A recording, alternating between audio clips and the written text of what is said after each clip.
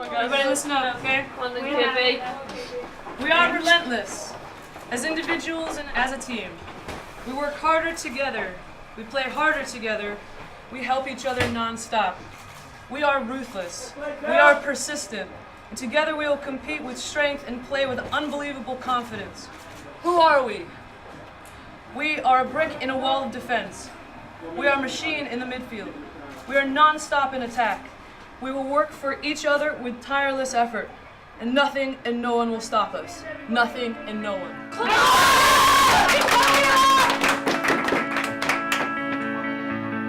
In January 2014, Manchester City Women's Football Club was launched. Built on the foundations of Manchester City Ladies, the club announced that it would now compete in the highest level of domestic women's football, entering the FA Women's Super League for the first time. The women's team existed for a number of years, and we always had the idea to bring it in the club and share and offer the same support that we offer to all the other teams. The club are fully committed to making sure that this is, if not one of the best programme in women's football. And we had a good team, you know, that had performed very well in the Northern Premier League as it was then, and finished 5th in their first season. And, you know, the likes of people like Crystal and Abby and a few of the other girls, you know, but there was always going to be a need to strengthen. Obviously it was really good for the club, like we could see who they was bringing in, we knew that they wanted to do it and they were serious about it, but it also made you think, right, you've got to work hard, like get your game together and really like be serious about it. For me personally, to think that I'd be training with these players day in, day out was fantastic, and for my development I knew it was only going to make me a better player.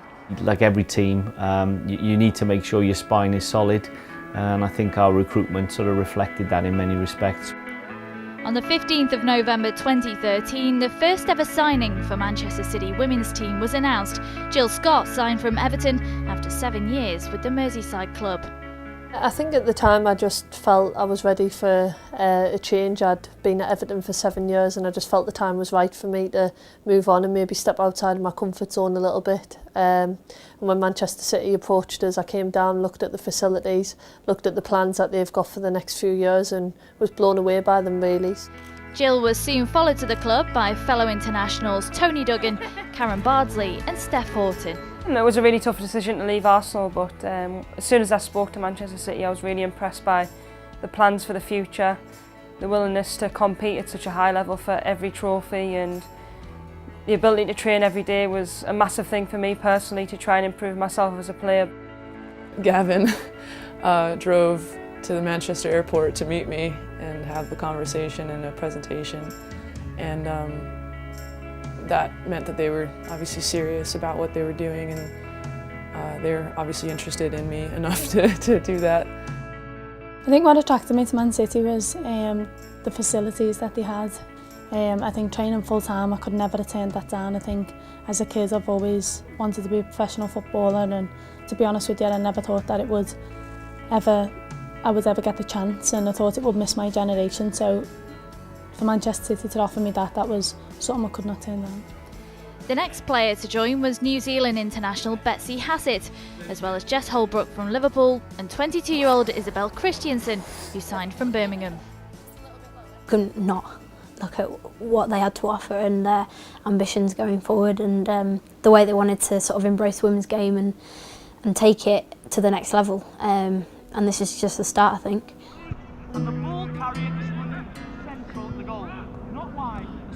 The man selected to take charge of City Women in their first season was Nick Cushing.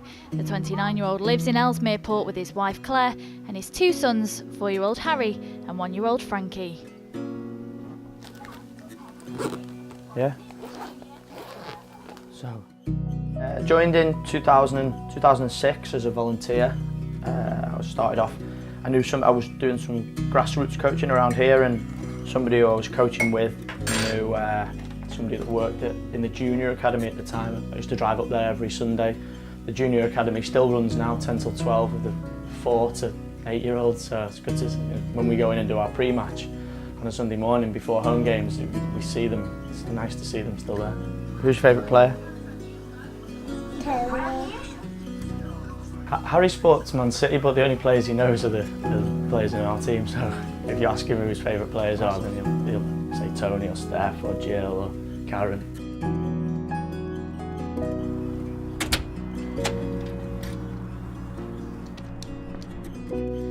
Having previously managed in the junior section of the academy, ranging from under-9s to under-14s, the opportunity to manage in a professional league was one that couldn't be passed up.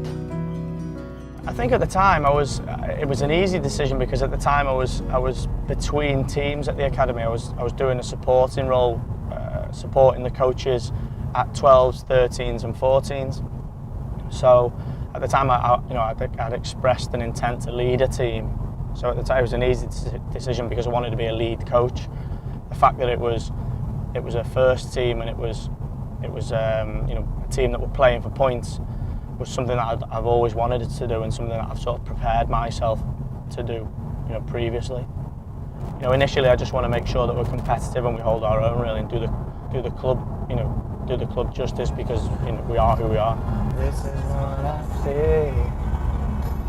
Million chances pass me by.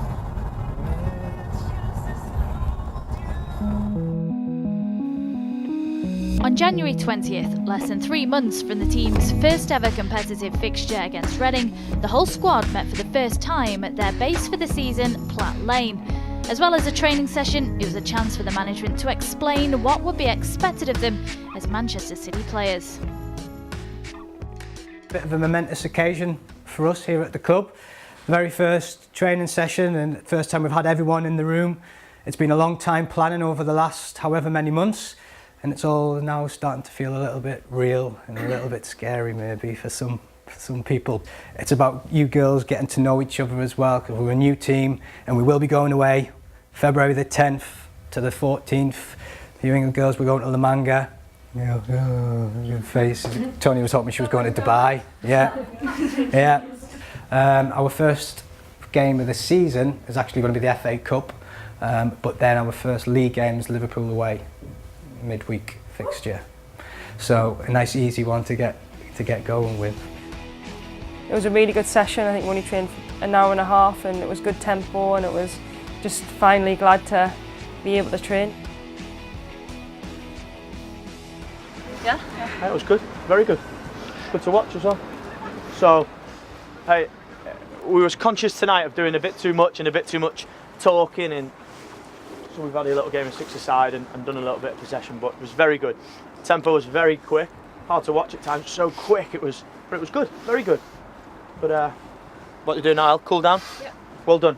I enjoyed it. Well done. Well done, girls. You have to come into the ball to get on it. There you go, in between. She's doing that.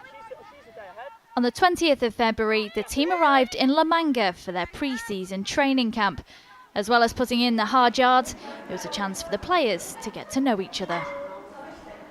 I think that trip was really good because some of the girls were only really seeing them twice a week, so it was hard for us kind of to get that team spirit going.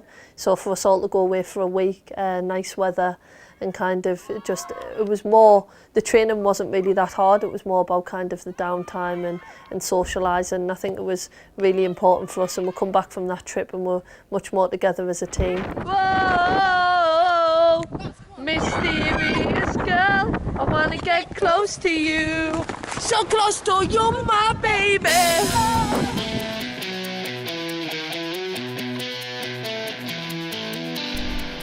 The season kicked off with a visit to Reading in the FA Women's Cup.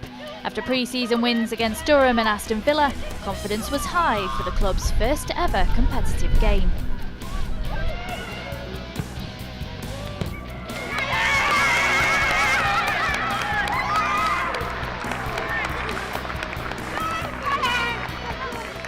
Felt good. I think as a striker I'm always pressurising myself anyway, and especially when I've come to a new club I wanted to prove myself, whether they've seen footage of me or not, or they've seen me play in the past. I'm that type of person that if someone new comes in, I want to prove myself to them and I want to play well. So to get them goals, it really lifted the weight off my shoulders, and then I could settle in then, and thankfully more goals came.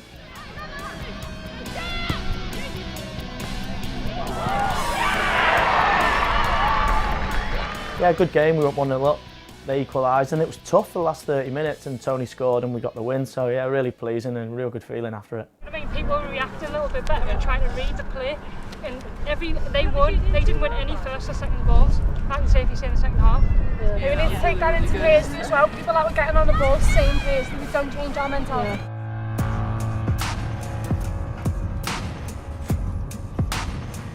I remember the night before being extremely excited because I think we played on the Thursday night and the other Super League teams played on the Wednesday.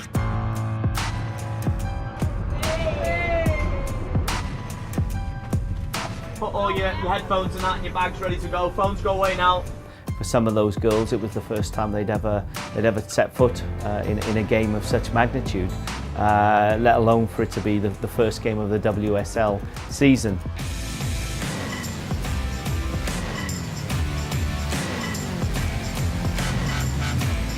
The league decided to put it on BT Sport and put it live on the television, so not only was I preparing a team for the game and preparing a team to play against the champions, last season's champions, but I also had to do pre-match interviews, half-time interviews. We had a camera in our dressing room. Get yourself sat down. Last bit, this is the most relaxed you'll be for the next 90 minutes. Listen, the messages won't be different throughout the whole of the first part of the season. The messages are this. This ain't me trying to play it down. I'm not trying to play this down to you and say, hey, this doesn't mean a lot, this is the first game. This is the first game of a season that will go from now, tonight, right the way through till October. So long, long, long season. And there's one thing you've got to do, one thing you must do, and one thing that if you play here, you have to bring, and that's 100% effort. That's fight, that's spirit. You've got to bring that. And if you're a professional, that's in you anyway. And the feelings you've got now just might be suppressing them at the minute. It's in you. That's why you're here. Somebody and some people and this club saw something in you to put you in this dressing room now. Otherwise, you wouldn't be here. Somebody would be in your seat. It's a fact. It's a fact. A lot of people have gone by the wayside and a lot of players have been looked at. You're our squad and we're more than happy with our squad. So listen, go out there, enjoy it, fight for your team, fight for the point, and fight for the right to play our football. Earn the right to get it down and play. And if they press us, meet the challenge head on. If it has to be a train crash, it's a train crash. But you meet their challenge. They don't intimidate you, they don't outwork you, they don't outpress you, and they don't outplay you. I can't make you do it, you can make yourself. You've got it in you, it's why you're here, okay? So go out and prove to yourself, and people here that are watching you, and your teammates, that you know what? You deserve to be here, okay? Come on, come on, it's going to take all of us in here today, every single one of us. Everybody listen up, okay? I felt like a little bit of like anxiety, like a bit of nervous energy, which it was fine, you know, it was great, but I thought, well, you know, this would be a great opportunity to read this incredible quote. We are relentless, as individuals and as a team. We work harder together. Earlier in the day, Jill Scott had sent an amazing quote from Dan Abrahams.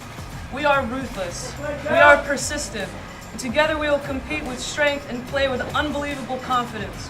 I love reading all about the psychology behind football, and I think it's really important. I think you see a lot of players who have amazing talent but they never really make it to that next level because they might not be mentally strong enough. So I think it's just a really big side of it, and I think when you play your best and the team play well, it's always because everyone's so motivated and so up for the games.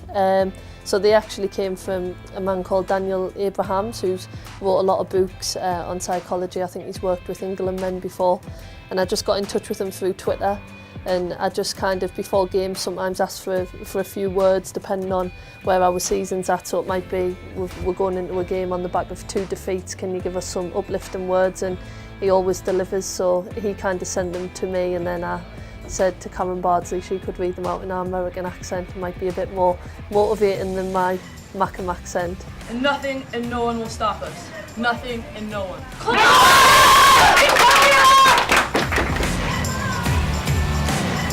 Last season's WSL champions were fast out of the blocks and put Cushing's side under some heavy early pressure. We had to ride the storm a little bit in the first 20 minutes. Liverpool came at us and I think we kind of got caught a little bit, a few inexperienced players handling a big occasion live on television. I don't know if you expected it, but I expected that. So they came for you, and you've gone, no. We're a new team, but you know what? We're made of steel here. So well done. Here's Dowie on the move, and she's in. Worrell's come to meet her. Dowie! Breakthrough! They really wanted to beat us, and I think you'll see that when they scored the goal, it was like a cup final. It was, the crowd was really loud. Their manager was on the pitch, their coaching staff was jumping up. So that was probably the point where I realised, you know, everyone wants to beat us. Unfortunately, we lost the game, but it was a good experience for us as a club and for the players that had made a big step up from Manchester City of last season to this season. Nice squad, yeah? We get this out of our heads, we recover properly tomorrow, we go again Sunday, yeah? We've seen the final, no less than that. We give that every single week. We're City, we play with our hearts, yeah? 100% all the time, recover, we go again, yeah?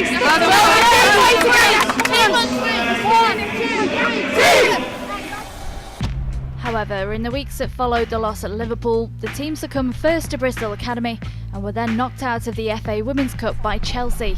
The new squad's mental toughness was being tested to the maximum, and the next game at Doncaster Bells became a huge one.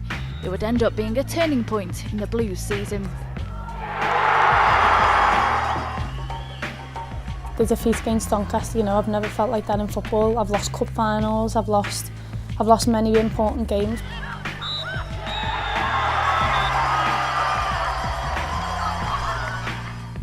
It was a real low point and our confidence was low, and it was kind of where do we go from here? Fourth defeat of our first 4 games, and as a young manager you question yourself whether you're ready for this and whether you're at this level. And of course you worry when you're on 4 defeats. It's something that I'm not used to previously, apart from when I was younger in the Sunderland days, and it's not a nice feeling, but I knew that we had some talented players in this, and it meant that the big players had to step up and they have to kind of take a little bit more extra responsibility, and I feel as though the next game at the Etihad, I think it was just meant for us to go and win, and to go and win at such a nice stadium and have the privilege to play there. We just very deserved that victory, and that was the turning point. Next up for the Blues was Everton, and a chance to put some points on the board. The game carried extra significance for former Toffee Tony Duggan, who spent 6 years at the Merseyside club. It was always going to be hard to leave Liverpool. That was all I ever known. But yeah, I feel settled now. Just finding my feet. I think I still need a hairdresser's around here and someone that can do my makeup. But once I find that, I think I'll be sorted. When I had my last meeting with Everton and they couldn't give me what I wanted, that made my mind up. So I was happy then. Whereas if they'd have come back and they'd have said, you know, Tony, yeah, you can train full time every day like everyone else in the league, and yet you can't, yet we will bring in new faces and get more quality in the team, then I'd have probably had an even tougher decision to make. Like, it'd have been, I don't know, I'd still been making it now. For the first few months of the season, Duggan trained with the other 6 full-time players, as well as occasionally training with the under-18s boys team. In the summer, the club would take the decision to bring the entire squad full-time to give the team the best chance of competing in the WSL.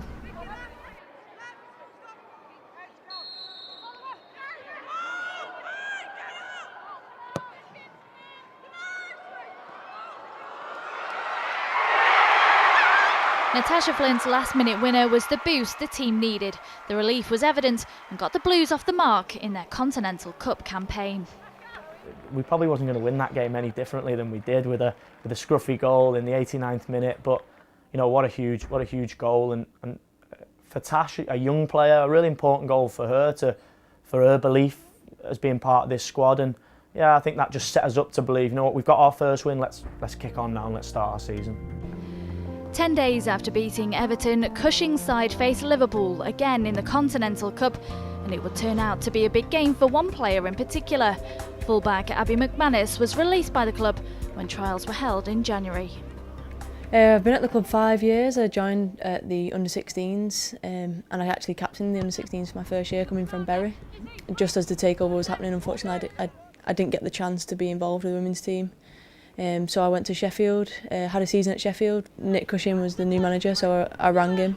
I knew that he had some injuries to the players, and I really wanted to be a part of the women's team, and I'm glad that it's happened.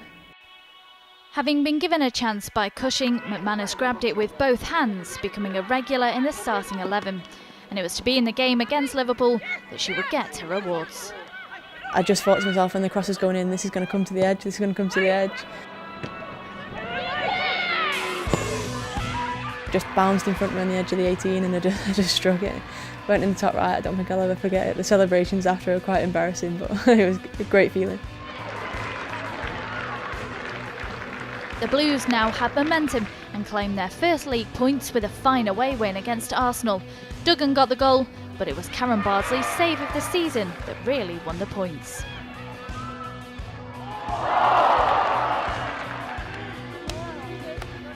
A fourth win in a row was racked up at home to Everton, with Jill Scott grabbing her first goal in sky blue.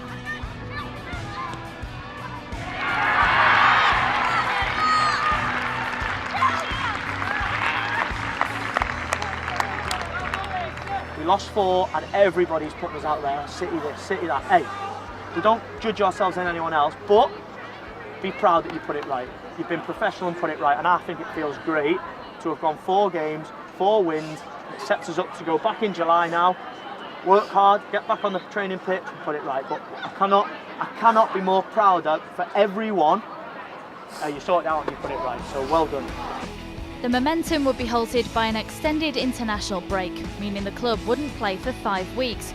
But it also meant the transfer window opened, and ahead of signing from the Swedish league, Paula Radke was given a site tour of the new City Football Academy that's set to be their home for the 2015 season. The reasoning for bringing Paula in, Chelsea Nightingale was playing exceptionally well with Steph Orton. She's a young central defender, and she needs to improve her game, as does every player. For us to have balance and to have a real balance in our style of play, we needed a left-footed central defender to play left-sided central defence. She's a real winner. So, it was an exceptional signing for us, and it's shown in her performances in the games.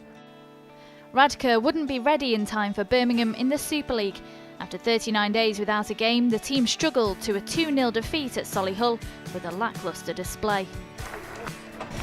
Obviously we just weren't at it today, and we've got our standards and we just didn't meet them.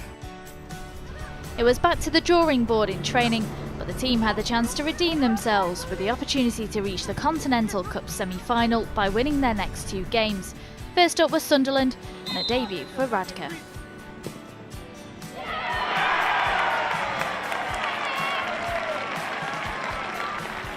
With the win to start is perfect, so I already said to the girls, let's make winning a habit.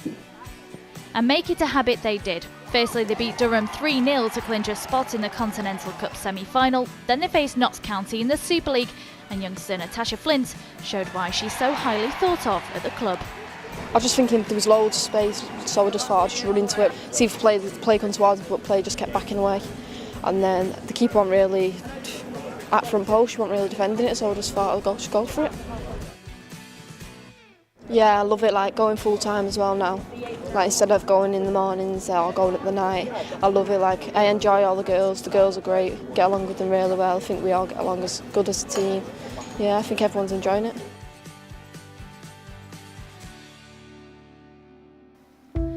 After game week 6, the WSL table was starting to look a little more promising. Birmingham had got off to an impressive start, whilst Everton were yet to record a league win. City had sealed Continental Cup qualification and had drawn Chelsea in the semi-final, to be played at Hyde on the 7th of September. Come on, 1-2 left, 2, come on, anything.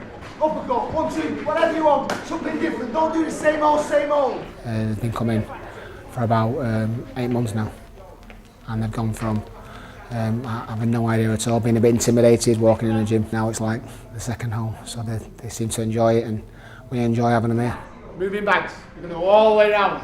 You go all the way around the back, all the way around the gym. Personally, I think they're really good for the team. Like, we've done a lot of things and it's all about team bonding and working for each other, but also using our bodies in different ways. We're all used to running around a pitch and kicking a ball about, but when it comes to like the real graft and like boxing, we all know that it's every man for himself on there, but when we're in the team we've got everyone behind us, so it's just about building that bond and get us all together. Boxing's awesome. We've just started to actually start sparring each other, which is really fun. We have to wear the whole helmets and the mouth guards in case we get a big hit, but it's such an intense workout and it's really good for us, and it's just good to change it up during the week to get your mind off football and do something else that's physical. There's a few characters, a few that need a good hiding, and I've given them one. Yeah, again, I won't individualise them and say who's the best because that's just embarrassing. But yeah, some particularly decent boxers, and if they don't make it in the football in the future, then I'll be more than happy to take them on here because some of them are naturally gifted and at boxing. Chelsea away was the first of 4 Super League games before the big semi-final showdown. Natasha Flynn's dazzling solo goal was not enough to get anything from the game. A week later, and Liverpool travelled to Manchester, Joey Johnston's early deflected strike grabbing all 3 points for the Blues.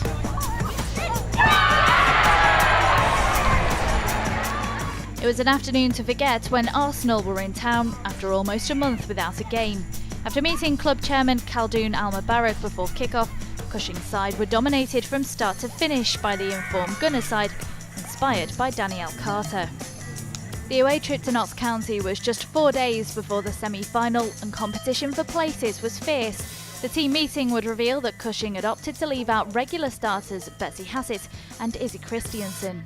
Brutally honestly, no, I didn't expect it, but I mean, you'd be deluded to think that football's just a plain sailing road, and it certainly wasn't. And although I didn't expect it and I didn't know it was coming, it was kind of, now I look back and think that perhaps it was the right decision at the time, and maybe it was what I needed to kind of not become so comfortable and kind of always strive for more and strive to be better and improve on and off the training pitch.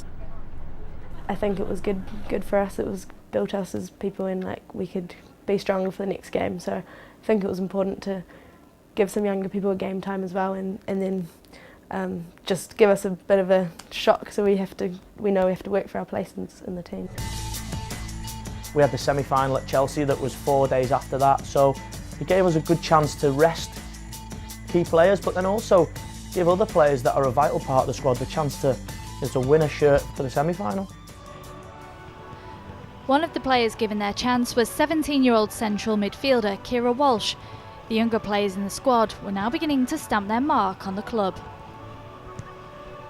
I think people always talk about kind of who a Manchester City signing and all this, but I think what they've done well is brought through the young players. Tash she's scored a couple of spectacular goals this season. She can go and achieve whatever she wants, in my opinion, if she puts in the hard work. I think recently you've seen Georgia and Kira have been starting, and I remember being that age and stepping up into kind of this level, this league, and being a bit nervous, but they don't really seem to let anything faze them. They just want to be playing football.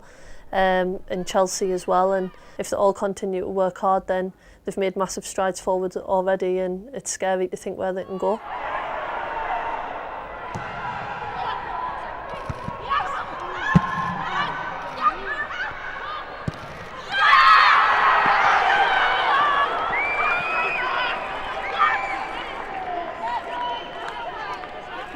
Duggan had earned a hard-fought point, and it was an encouraging performance to take into what would be the biggest game of the season so far. Girls, this is about every single one of us, whether you're starting, whether you're on the bench, whatever, yeah? Just think about when we got beat off Donny, how bad we felt. Let's go and see how well we've done. We've got a semi-final, leave everything on the pitch, 110% from every single one. When you come on, whatever, everything, you just leave on the pitch, everybody's together, we're going in this game, we'll get to a final. Yeah? Everybody together. Come on, yeah? 1, 2, 3, team! Come on, Blues! I think if you ask any of the staff and players leading up to the day, I think there was just a feel about us that no matter what, we were going to win the game. I think in football, sometimes if you've won the game before you've even kicked the ball, and that game I definitely knew we'd win it. It was a really massive, important day for us in terms of our first semi-final, a chance to get to a final, and we performed. That was probably our best performance of the season by far. I think everyone on the day was just on it. It was definitely one of them games you knew, if you made a mistake or missed a tackle, that your teammate was there to back you up straight away. And the atmosphere, obviously, going from the athletics track to Hyde, the fans being so far away and then coming so close, like, the atmosphere was great.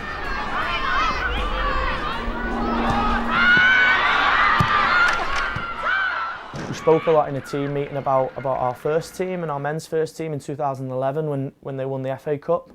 I think that was a major point in the evolution of our first team and in the success that our first team now have.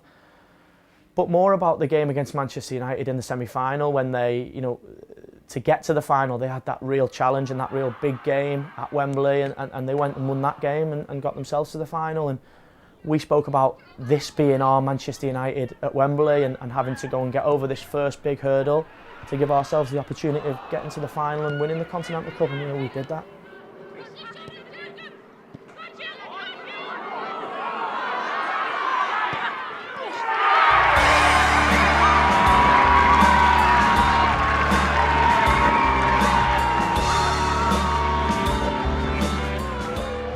We were all from another star. I would say.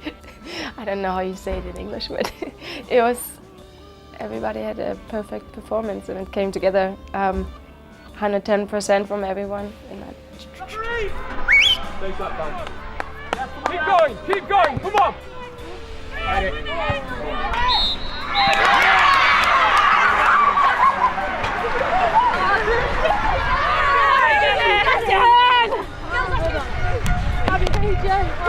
I'd never thought that I'd be playing in such a big cup in the first game of the season in the cup final. The win against Chelsea was just a top day, really. Yeah! Yes! Yeah, everyone's emotions were going crazy and there was a few tears, but it was just an amazing feeling and I hope we can get that again after the final.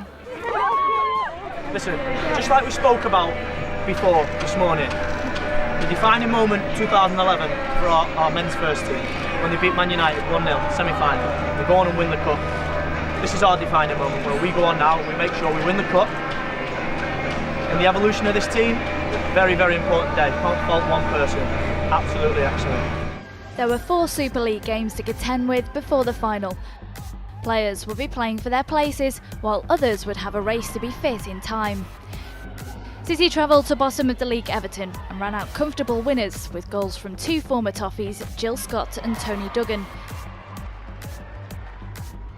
An injury-hit side went down 1-0 to Bristol Academy before title-chasing Birmingham Ladies visited Manchester. Jill Scott's goal levelled for City after Karen Carney's early strike, and England international Carney popped up in the 86th minute to grab a winner for the Midlands club. City went into the final WSL game against Chelsea with a young-looking side. Alex Brooks made a debut in goal, whilst Georgia Brown and Kira Walsh started at full-back and in midfield respectively. Chelsea needed a win to secure the title, with Birmingham and Liverpool also in the running.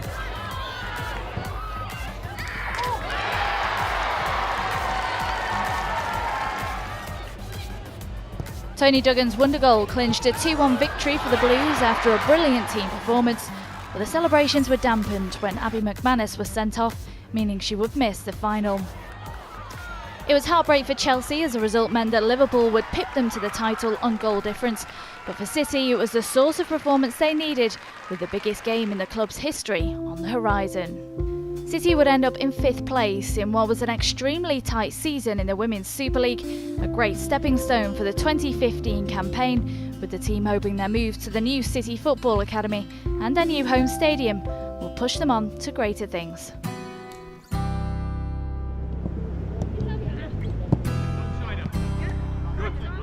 You ready? The atmosphere in the camp was upbeat, with just 4 days until the club's first ever major cup final, where they'd play Arsenal Ladies at Adams Park in Wickham. Training continued as usual for what, for most of the team, was the biggest game of their lives. In life outside of Platt Lane, 5 of the players had more chance to meet together than most, living in the same apartment block in Manchester, in accommodation provided by the club. What's my best joke? What you call a fish with no eyes? Shh. Full floor. Paula from next door, our left-sided centre-half, is coming round, and believe that Emma Keat might be on her way up as well. Paula lives next door, and then Tony lives down the ramp, and Kitty lives underneath us. We probably cook together twice a week or something, and then we'd always just come have a cup of tea or like dessert or something together. Kitty's really good at making pancakes, so we all have our specialties.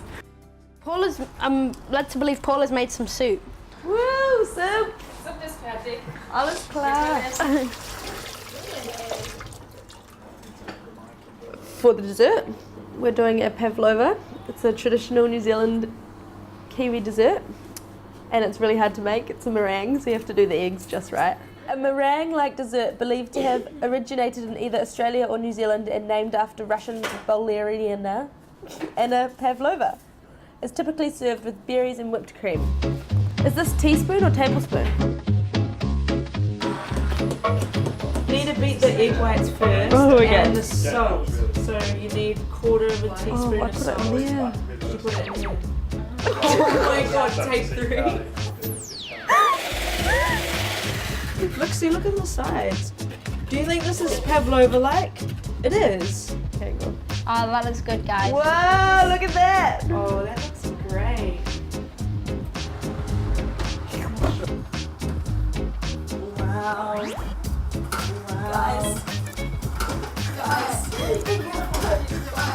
Should we just leave it on the table? Just leave it on the table.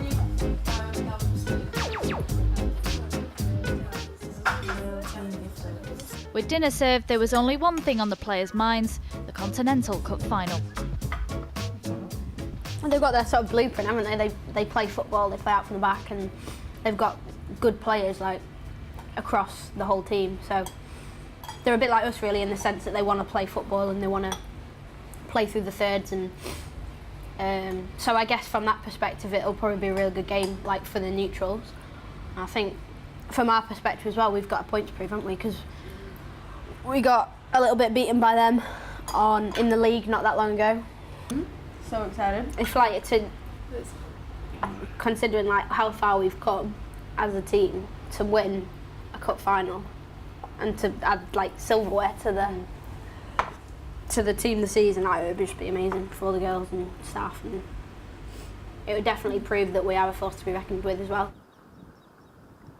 This is what we're going to do. We're going to give you your shirts. I'm going to name the team now. I'm going to give you a shirt. Then Mark will speak. And then we're going to get on the bus and we're going to go. We're going to do the job. Okay? First one. Captain, Steph Horton.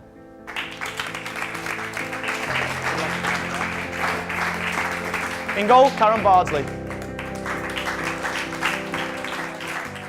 As the squad was announced, the players received their match shirts. Inside was a special message, a mantra of the team, and the philosophy which runs throughout Manchester City. It was a chance to make history, a chance to be a hero. Teenage duo Georgia Brown and Kira Walsh should force their way into the team with the performances over recent months. Nikki Harding and Joey Johnston, who have both played for the club for many years, also made the starting 11. Abby McManus would miss out through suspension, whilst Paula Radke overcame the odds to make the bench, having not played since the semi-final. So just start to clear your mind now, start to get yourself clear of what's your role in this system, what's your role out of possession, what do we expect to see, what's going to make you content at the end.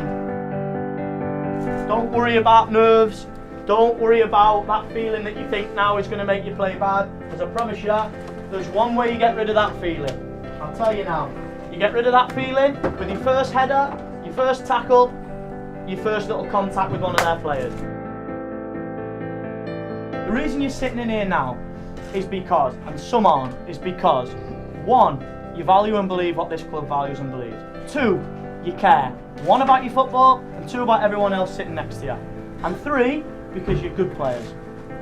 Individually, you deserve to be here, and collectively, you deserve to be here. Some aren't. You are. If you are content, individually and collectively, with your effort, when you come off, that's all we can ask for. Because you know what? If we go together, with and without the ball, you have to be a bloody good team to beat us. Go, girls. Very good for you girls, yeah?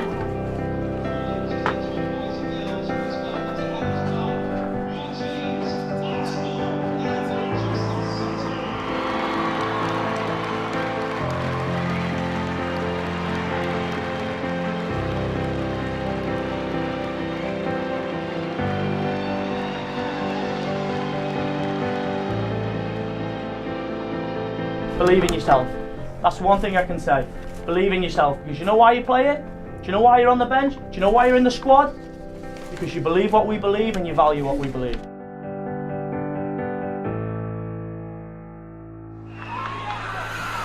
Since the League Cup became the Continental Cup, there has only been Arsenal engraved on that trophy. Can Manchester City, in their debut season, change all that tonight?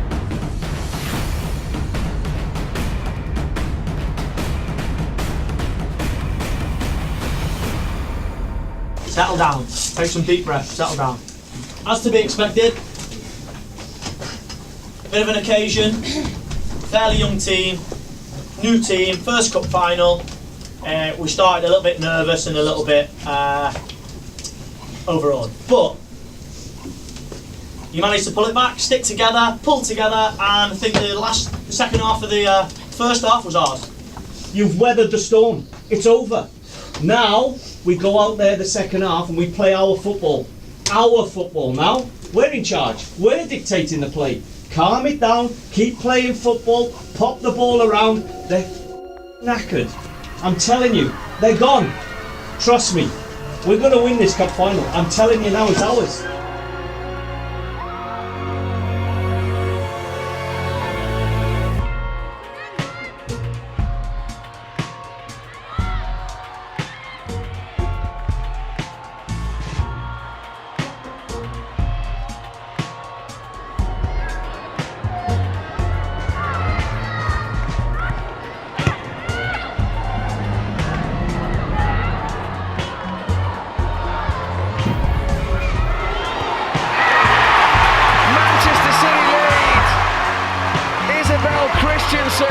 With the header and Arsenal behind.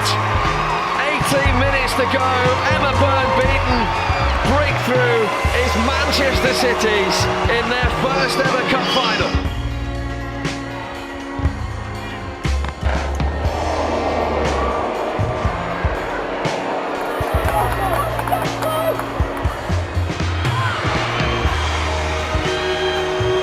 Manchester City in their very first season as the Manchester City women in their very first cup final have written their first piece of history.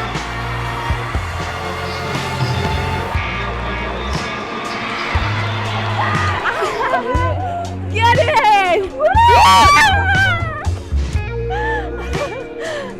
It hasn't sunk in, I can't believe it. Squad win on a cup final. Get away from it. From January, yeah, we got the silverware we wanted. Brilliant, everybody. I'm so proud of everyone. Everyone deserves it. Go and enjoy it.